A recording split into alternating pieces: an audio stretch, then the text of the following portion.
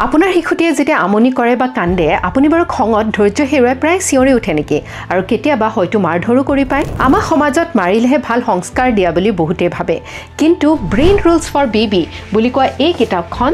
আৰু ইয়াত এই কিতাপখন লিখিছে জন মেডিনা বুলি এজন মনোবিজ্ঞানী এই কিতাপখনৰ বাৰু কি লিখা আছে শিশুৱে যেতিয়া কান্দে তেতিয়া তেওঁলোকৰ মগজুৰ আবেগিক কেন্দ্ৰ এমিগডেলা অতি সক্ৰিয় হৈ পৰে আৰু যেহেতু তেওঁলোকৰ যুক্তিসংগত কৰিব পৰা যেটো অংশ আছে প্ৰিফ্ৰণ্টেল কৰ্টেক্স হেতু অবিকাশিত তেওঁলোকে কেনেকৈ নিজৰ আবেগ নিয়ন্ত্ৰণ কৰিব পাৰে হেতু তেওঁলোকে আমাৰ দৰে নাজানে কিন্তু সেই সময়তে যদি আপুনি চিঞৰ মাৰি দিয়ে বা মাৰধৰ কৰে তেতিয়া তেওঁলোকে নিজৰ পিতৃ বা মাতৃক সুৰক্ষাৰ লগত জড়িত কৰাৰ বিপৰীতে তেওঁলোকে ভয়ৰ লগতে জড়িত কৰি পায় আৰু আপোনাৰ ব্যৱহাৰে তেওঁলোকক এনেকৈ ভাবিবলৈ বাধ্য কৰে যে খং উঠিলে মা আৰু দেউতাই যে দেখোন চিঞৰে আৰু সেইভাবে খং উঠিলে ময়ো চিঞৰিব লাগে নেকি আৰু আবেগ নিয়ন্ত্ৰণ কৰাৰ লগত জড়িত হৈ আছে ইমোশনাল ইন্টেলিজেন্স যেটো আমাৰ আইকিউতকৈ অধিক গুৰুত্বপূৰ্ণ সেইভাবে সেই সময়ত আপুনি যদি শান্তভাৱে তেওঁলোকৰ আচৰণৰ প্ৰতিক্ৰিয়া দিয়ে সেই কথা আপোনাৰ পৰা তেওঁলোকে শিকে মনত ৰাখিব আপোনাৰ প্ৰতিক্ৰিয়াক তেওঁলোকে বহুত বেছি অনুকৰণ কৰে আৰু তেওঁলোকৰ মগজুত আজীৱন গঢ় দি যায় ধন্যবাদ